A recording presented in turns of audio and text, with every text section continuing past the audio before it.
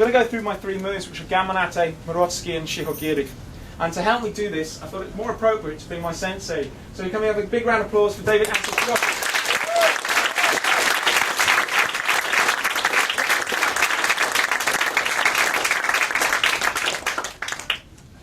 The first move that Chris did was called Gamanate, and as he said, it means face strike. Basically what's happening is that as he's moving forward, an opponent steps directly in front of him, too close for him to draw the sword completely. So he thrusts the end of the sword into the opponent's facial area. From here, using his acute hearing, he hears that someone's coming up behind him. So he immediately draws off, turns round, and stabs the second opponent into the lower abdomen. From then, because he's only struck his first opponent in the face and hasn't killed him, he then has to turn round and deliver a coup de grace, cutting his opponent through the head and then through the chest down to the stomach area. After doing all of this, you would imagine there's quite a lot of blood and gore. Sorry, kids. Okay? So he does a thing we call chiburi, which basically means cleaning the blade. And so he does this chiburi. Now, the hardest part of Iai is called noto, which means putting the sword away. And from this, he brings the sword and the scabbard together in a smooth movement, and then completes this technique.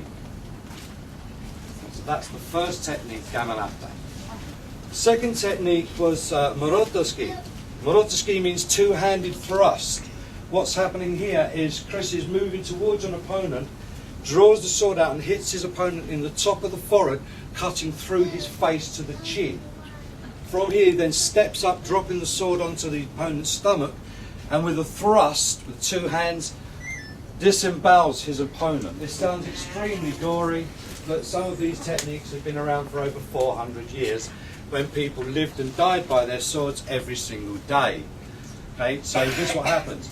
Then hearing the second opponent approaching from behind, turns, quickly dispatches him, and then just to add insult to injury, steps back to his first opponent and completes the kill on him. First one is a little bit cruel, but there you go. And then cleans his blade again, and of course puts the sword away. Now the third technique is called Shihogiri, which means 4 directions. Basically what's happening here is when you learn to use the sword, it's fine, all well and good if you're only facing one opponent. But some days you may not be facing one opponent, and so you learn techniques to deal with multiple opponents. On this particular occasion, there are 4 people attacking you. So as Chris is walking down the road, minding his own business, his first attacker comes in, and Chris breaks his wrist, forces his sword into his face, turns, thrusts his sword at a second attacker, steps back, dispatches the first chap, then third attacker, who is coming from his right, and then the fourth opponent's coming from the rear now, steps through and kills him.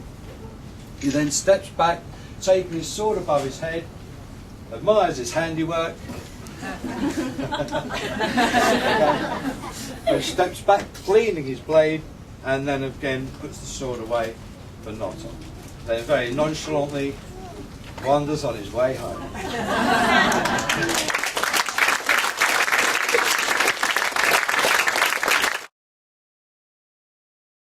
Firstly, as I said before, when you learn the sword, you never know where your opponents are going to be. They may be coming from behind you, in front of you. You may be walking down the road, or you may be kneeling. You may be indoors, you may be outdoors. So you learn lots and lots of different techniques. There's somewhere in the region of 260 different techniques that we learn. Plus then there are variations on a theme. I'm just going to do 3 techniques. And a couple of these will be kneeling because of limitation in space. And then I'll try and get in one standing technique.